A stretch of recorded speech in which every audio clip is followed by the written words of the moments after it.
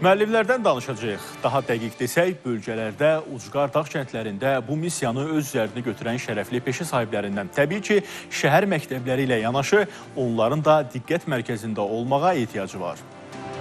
Sözsüz ki, onlar şagirdlərin, valideynlərin sevimlisi olan müəllimlərdir.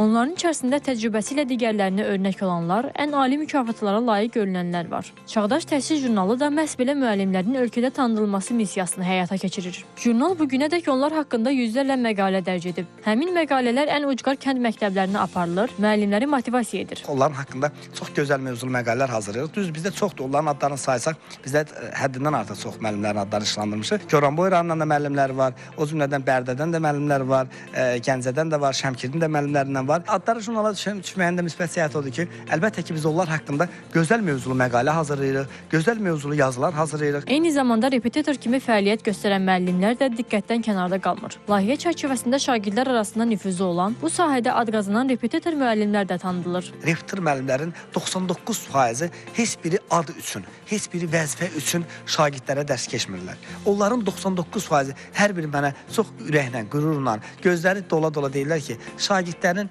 yaxşı nəticə göstərməsi bizim ən böyük qürur mənbəyimizdir. Əsas qanunla fəaliyyət göstərən, dövlətin vergisini verən, dövlətdə bölünən, vergidən qeydiyyatdan keçən şagirdlərin hər birinə qəbz verən